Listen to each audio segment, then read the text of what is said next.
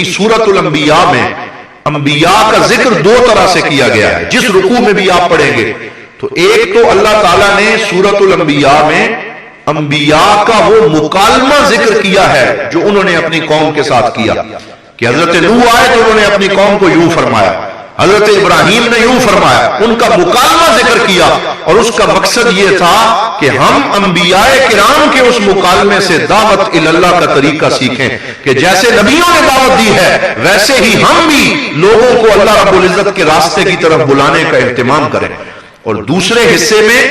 انبیاء کرام کی عبادت، تذلل، خشوع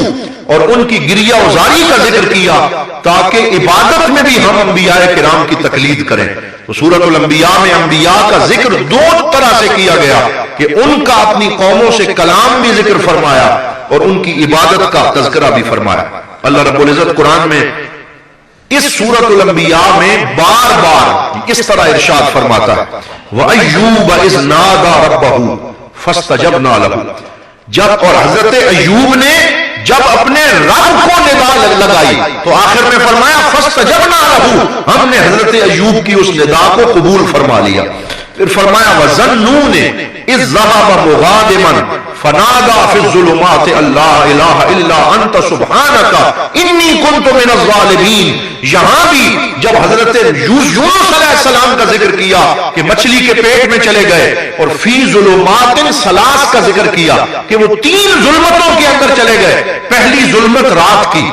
دوسری ظلمت سمندر کی، اور تیسری ظلمت مچھلی کے پیٹ کی، فی ظلمات ثلاث، ان تین ظلمتوں کے اندر جب انہوں نے اپنے رب کو پکارا اور یہ والی ندا لگائی لا الہ الا انت سبحانک انی کنت من الظالمین، تو اللہ تعالیٰ نے فرمایا فاستجبنا لہ، ہم نے اپنے بندے حضرت نوح کی ندا کو سن بھی لیا اور اس کی ندا پر لبیک کہتے ہوئے اس کی عرضی کو پورا بھی فرما دیا۔ اسی طرح پھر فرمایا وَزَكَرِيَّا إِذْ نَادَى رَبَّهُ، پھر اس آیت میں فرمایا فَاسْتَجَبْنَا لَهُ، جب زکریا نے ہمیں پکارا ہم نے اسے سنا، حضرت یونس کو سنا، حضرت ایوب کو سنا۔ تو اس صورت میں دعا کا ادب سکھایا گیا کہ جب کوئی بندہ خشوع و خضوع سے اپنے رب کو پکارتا ہے تو اللہ تعالیٰ اس کی پکار کو رد نہیں کرتا بلکہ اس کی پکار کو پورا کرتے ہوئے اس کی دلی مراد کو پورا فرماتا ہے۔ اسی طرح اس سورہ پاک میں عقلی دلائل اللہ تعالیٰ کے وجود پہ قائم کیے گئے ہیں۔ یہ والی جو آیت ہے لو کان فیہما آلہۃ الا اللہ لفسدتا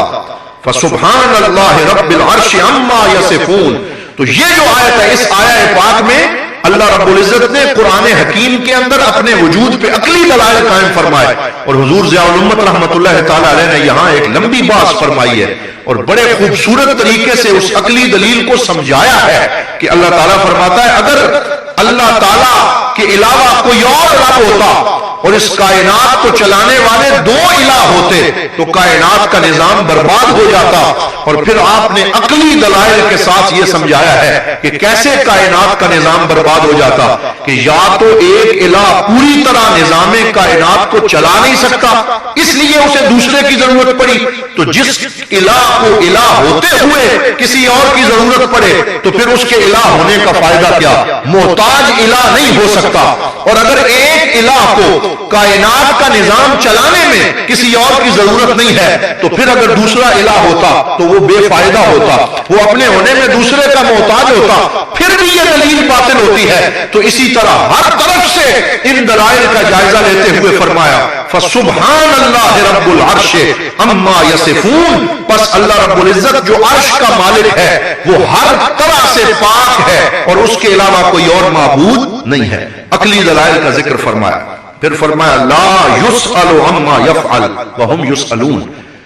کوئی آدمی یہ جرأت نہیں رکھتا کہ اللہ تعالیٰ سے پوچھے کہ تو نے یہ کام کیوں کیا ہے، لیکن اللہ تعالیٰ سب سے پوچھ سکتا ہے اور کوئی اللہ تعالیٰ سے پوچھ نہیں سکتا۔ ایک دفعہ میں پڑھ رہا تھا یہ اشفاق احمد صاحب جو ہمارے بہت بڑے ادیب اور مفکر گزرے ہیں، انہوں نے اپنی کتاب زاویہ میں لکھا کہ کوئی اللہ کا بندہ وہ سمندر کے اوپر اللہ تعالیٰ نے اسے طاقت عطا فرمائی اور یہ شان عطا فرمائی، کرامت بخشی کہ وہ سمندر کے پانی پہ چل رہا تھا اور اسے یہ ولایت میں مقام عطا کیا گیا. سمندر پہ چلتے چلتے اس نے دیکھا کہ بارش برسنا شروع ہو گئی. تو اس نے اللہ رب العزت کی بارگاہ کو پکار کے اوپر دیکھا اور کہا یا اللہ سمندر تو پہلے ہی پانی سے بھرا ہوا ہے, اس کو تو بارش کی ضرورت نہیں ہے, صحرا کو بارش کی ضرورت ہے, وہاں تو بارش کیوں نہیں برساتا, سمندر پہ کیوں برساتا ہے؟ تو اللہ تعالیٰ نے اس کی ولایت کو سلب فرما لیا اور کہا تو میرے فعل کے اندر کیوں تو نے اعتراض کیا؟ تو جو اللہ کے فعل پہ اعتراض کرے اس کو اس کی اجازت نہیں دی جاتی. لا یسأل عما یفعل, وہ جیسا کرتا ہے کوئی اس سے سوال نہیں کر سکتا. وہم یسألون, لیکن سارے اللہ تعالیٰ کی بارگاہ میں جواب دہ ہیں. اسی لیے انہوں نے یہ خوبصورت جملہ لکھا کہ اللہ کے افعال میں غور نہ کرو, اللہ کے احکام پہ عمل کرو. جو اللہ کے احکام پہ عمل کرتا ہے اسے اللہ تعالیٰ کے افعال کی سمجھ بھی عطا کر دی جاتی. تو احکام پہ عمل کرنے سے اللہ رب العزت کی اس کائنات کے راز انسان کو سمجھ آتے ہیں. یہاں پر ہمارے مرشد کریم حضور ضیاء الامت رحمۃ اللہ تعالی علیہ نے جو جملے لکھے ہیں وہ میں آپ احباب کے سامنے پڑھنا, دل کی تختی پہ لکھ لیں. آپ نے فرمایا کہ اس آیت کے اندر یہ بیان کیا گیا ہے کہ اللہ تعالیٰ کی ذات پہ کوئی اعتراض نہیں کر سکتا, کیونکہ اعتراض اس پہ کیا جاتا ہے جو غلط اور ناروا فیصلہ کرے, اور خالق حکیم ہے, وہ کبھی بھی ناروا فیصلہ نہیں کرتا. اور پھر فرمایا اعتراض اس پر کیا جاتا ہے جسے حالات کا علم نہ ہو, جبکہ خالق عالم اور علیم ہے, وہ سب کچھ جاننے والا ہے, لہذا اس پہ کوئی اعتراض نہیں کر سکتا.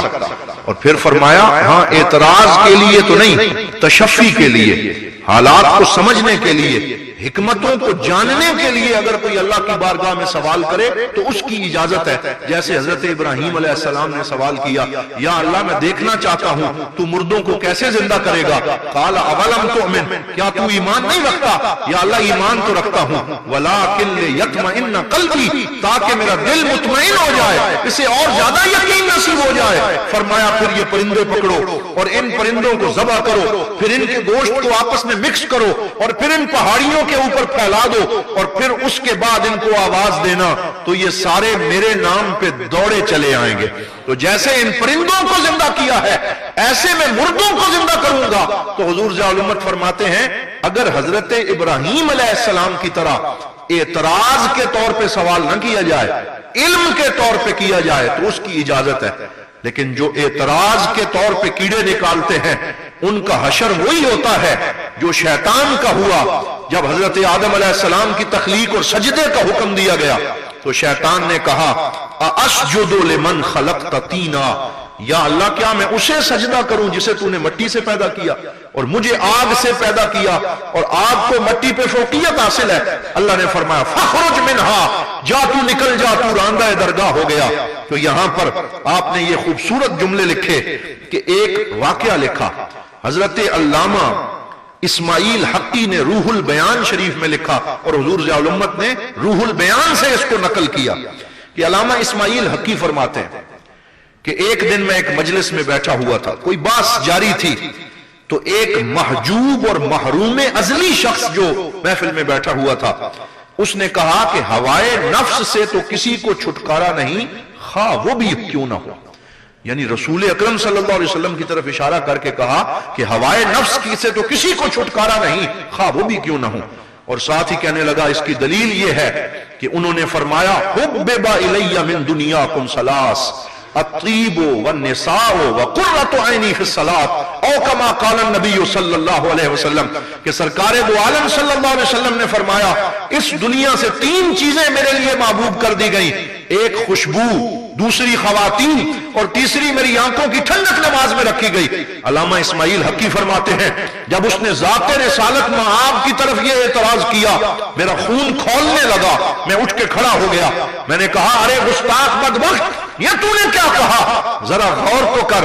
سرکار نے یہ نہیں فرمایا احببت من دنیاکم ثلاث کہ میں تین چیزوں سے محبت کرتا ہوں, بلکہ فرمایا حبب الیہ,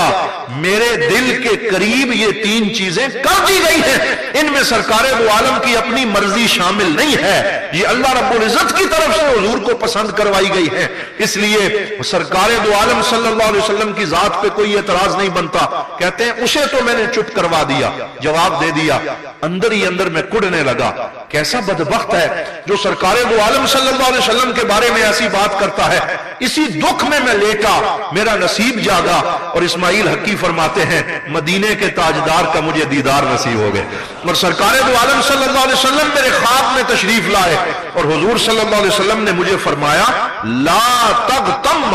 فقد کفیناک امرہ، غم نہ کر، اس بدبخت کا کام ہم نے تمام کر دیا ہے، تجھے غم کرنے کی ضرورت نہیں ہے، اس نے جو گستاخی کی تھی اس کا بدلہ اسے مل چکا ہے۔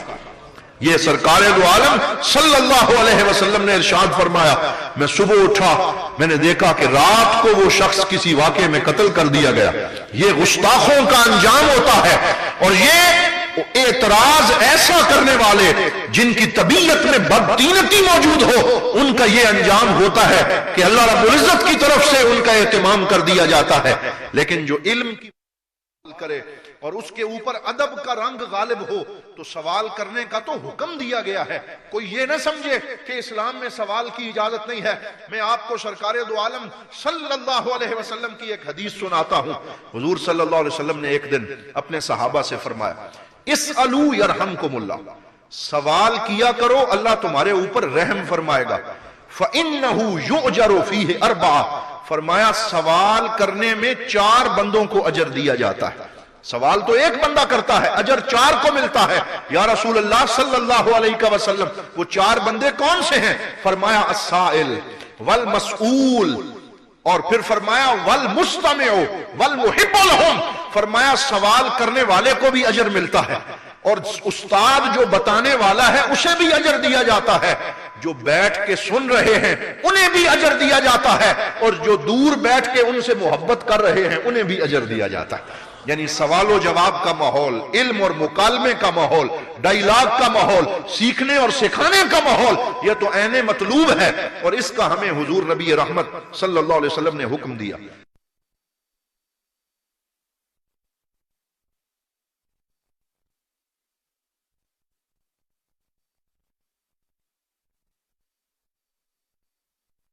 ہوتے اور ان امتیوں کا حال دیکھتے جو اپنے آپ کو بشریت میں حضور کا ہم پلہ ثابت کرنے کے لیے سوقیانہ انداز میں حضور کی ازدواجی زندگی کا ذکر کرتے ہیں، تو ان کا کلیجہ پھٹ جاتا۔ اگر آج وہ زندہ ہوتے تو ان کا کلیجہ پھٹ جاتا کہ وہ لوگ جو اپنے آپ کو اسکالر کہتے ہیں اور اپنے آپ کو پڑھا لکھا کہتے ہیں اور ٹی وی کی سکرین پہ بیٹھ کے حدیثوں پہ اعتراض کرتے ہیں اور بشریت کی رٹ لگاتے ہیں۔ پھر حضور ضیاء الامت نے ذوق میں آ کے فارسی کا یہ شعر لکھا جس میں خوبصورت طریقے سے حقیقت بیان کی گئی۔ فرمایا شب پرا می طلبت بدر تمامت نقصان او نہ داند کہ ابد نور تو ظاہر باشد۔ شب پرا چمگادڑ کو کہتے ہیں کہ چمگادڑ جو ہے، جو خود اندھا ہے، جو خود روشنی دیکھ نہیں سکتا، وہ تیرے نور کو کم کرنا چاہتا ہے اور تیرے نور کے بارے میں خامی نکالنا چاہتا ہے۔ کیا وہ نہیں جانتا کہ اللہ نے تیرے نور کو ابد الآباد تک روشن فرما دیا ہے، اور اب یہ نور گھٹنے والا نہیں ہے۔ وَلَلْآخِرَةُ خَيْرٌ لَكَ مِنَ الْأُولَىٰ، بلکہ آپ کی آنے والی ہر گھڑی پہلے سے زیادہ ذکر بلند ہوتا چلا جائے گا۔ پھر فرمایا ہر کے از روئے جدل بر تو سخن نیراند بمثل شد اگرش بو علی کافر باشد۔ فرمایا وہ بندہ جو آپ کی ذات پہ تان و تشنیع کے تیر چڑھاتا ہے یا اعتراض کرتا ہے، اگر وہ بو علی سینہ کے مقام جتنا مقام بھی رکھتا ہو پھر بھی کافر ہو کے مرتا۔ یہ آپ نے لکھا ہے، اور اس طریقے سے حضور ضیاء الامت کی غیرت دینی دیکھیے، عشق رسول دیکھیے، علم میں رسوخ دیکھیے۔ ضیاء القرآن میں جگہ جگہ اپنے پڑھنے والوں کو مدینے والے آقا کا عشق سکھا رہے ہیں، حضور کا ادب سکھا رہے ہیں، اور سرکار دو عالم صلی اللہ علیہ وسلم کی بارگاہ میں حاضری کا طریقہ سکھا رہے ہیں۔ اور پھر آپ نے اس آیت کی تفسیر لکھی اولم یری الذین کفروا ان السماوات والارض کانتا رتقا ففتقناہما وجعلنا من الماء کل شیء حی افلا یؤمنون۔ اس آیت کا مطلب یہ ہے کہ اللہ تعالیٰ فرماتا ہے کہ کیا یہ لوگ نہیں دیکھتے جو فرق کرتے ہیں کہ آسمان اور زمین آپس میں جڑے ہوئے تھے، بالکل ایک طے کی مانند تھے، فَفَقْنَا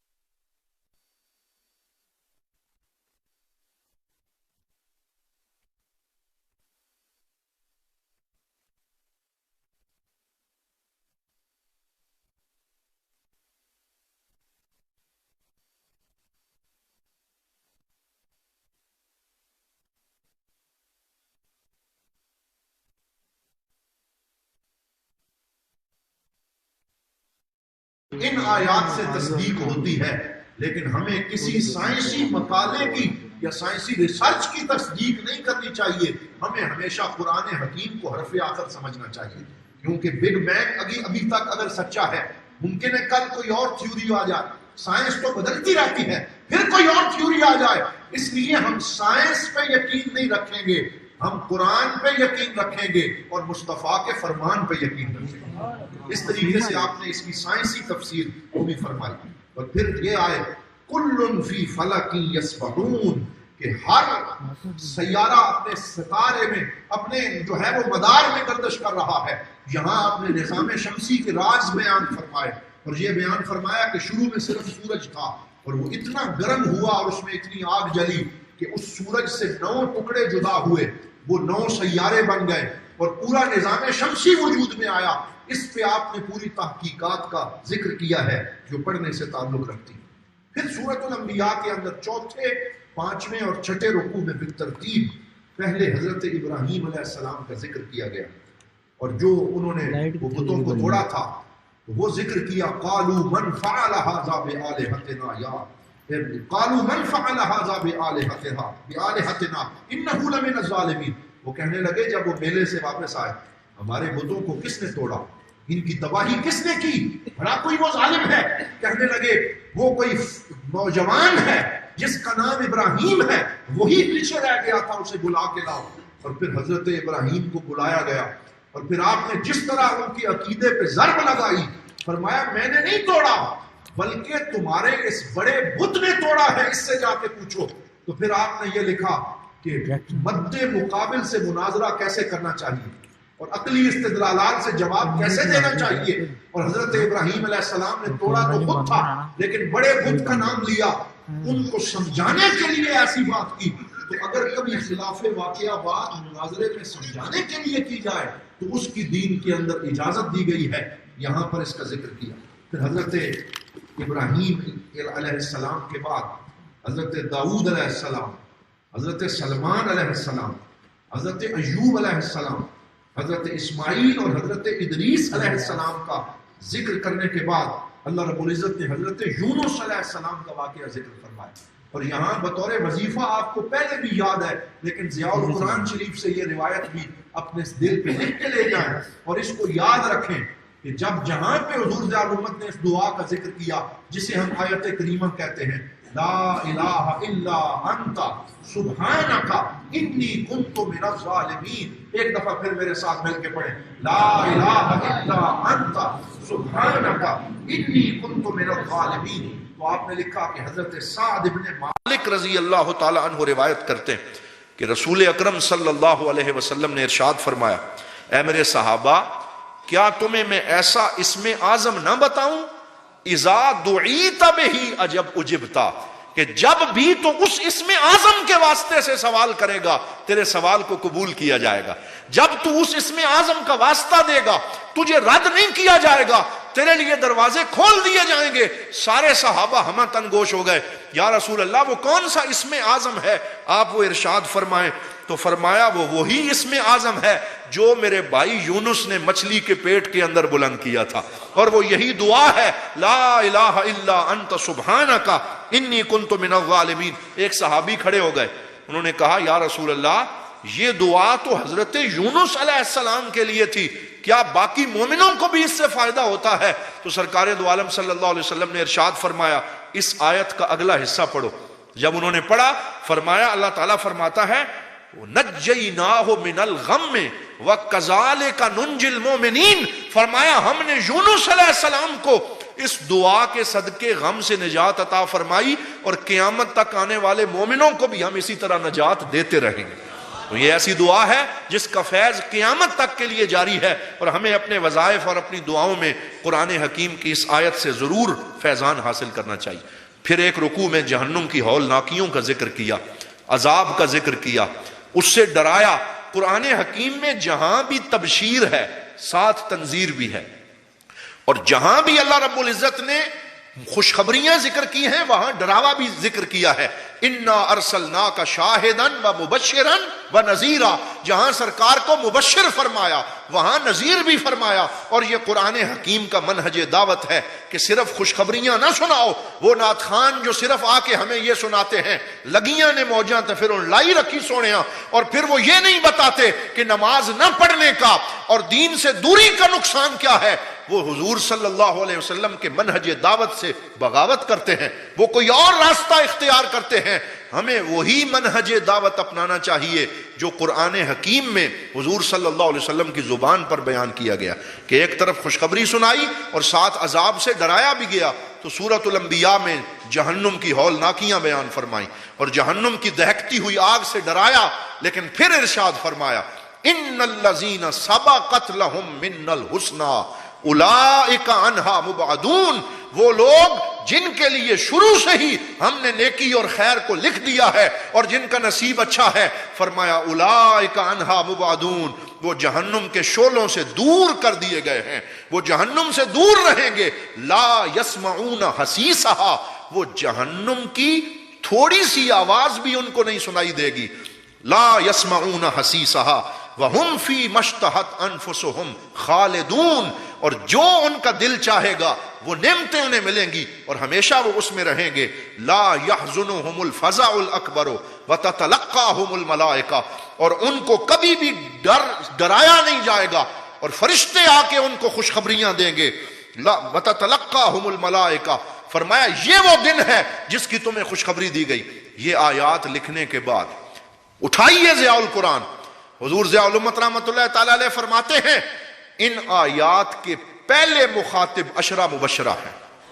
ان آیات کے پہلے مخاطب کون ہے بولیے؟ عشرہ مبشرہ، وہ حضور کے 10 صحابی جن کا نام لے لے کے سرکار نے فرمایا اے ابو بکر آپ جنتی ہیں، عمر جنتی ہیں، عثمان جنتی ہیں، علی جنتی ہیں، سعید بن زید جنتی ہیں، عبد الرحمن بن عوف جنتی ہیں، حضرت ابو عبیدہ بن الجراح جنتی ہیں، حضرت زید جنتی ہیں۔ وہ 10 خوش نصیب صحابی جن کو عشرہ مبشرہ کہا گیا وہ ان آیات کے پہلے مخاطب ہیں۔ پھر ان صحابہ کے بارے میں برا سوچنا، ان کے بارے میں کوئی غلط کمنٹری کرنا یا ان کے بارے میں لوگوں کو گمراہ کرنا، یہ بددیانتی ہے، یہ دین سے دوری ہے۔ اللہ تعالی ہمیں تمام صحابہ کرام کا احترام کرنے کی توفیق عطا فرمائے۔ تو پھر اللہ رب العزت نے قرآن حکیم کے اندر اس سورہ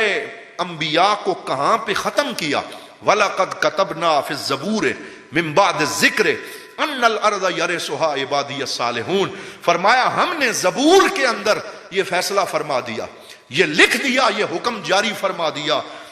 ان الارض یرثها عبادی الصالحون، کہ ہم نے اپنی اس زمین کا وارث نیک بندوں کو بنا دیا ہے۔ وہ حضور ضیاء الامت، وہ حضرت امیر الصالحین، وہ حضور غازی اسلام، وہ حضور پیر سیال لجپال، وہ حضرت خواجہ معین الدین چشتی اجمیری، وہ حضرت خواجہ مہاروی، وہ حضرت پیر پٹھان ہوں یا جتنے بھی بزرگان دین ہیں وہ کسی بھی سلسلے سے تعلق رکھتے ہوں، فرمایا اس زمین کا مالک ہم نے اپنے نیک بندوں کو بنا دیا ہے اور اس میں انہی کا فیض جاری ہوتا ہے۔ وفی ان فی ھذا لبلاغا لقوم عابدین، اور اس میں پیغام ہے واضح طور پر عبادت کرنے والوں کے لیے۔ اور پھر ارشاد فرمایا وما ارسلناک الا رحمۃ للعالمین، اور سرکار دو عالم صلی اللہ علیہ وسلم کے پیغام رحمت کے ساتھ سورۃ الانبیاء کو ختم کیا گیا، اور پھر اس میں حضور صلی اللہ علیہ وسلم کی رحمت کی بشارات عطا فرمائی گئی۔ تو یہ ایک تھوڑا سا جائزہ تھا سورۃ الانبیاء کا، اور اس کے بنیادی مضامین کا تعارف تھا جو آپ کی خدمت میں پیش کیا گیا۔ دعا ہے اللہ تعالی ہمیں قرآن حکیم کی تلاوت، تفکر تدبر اور اس سے نصیحت حاصل کرتے ہوئے اس پہ عمل کرنے کی توفیق عطا فرمائے۔ وآخر دعوانا ان الحمد للہ رب العالمین۔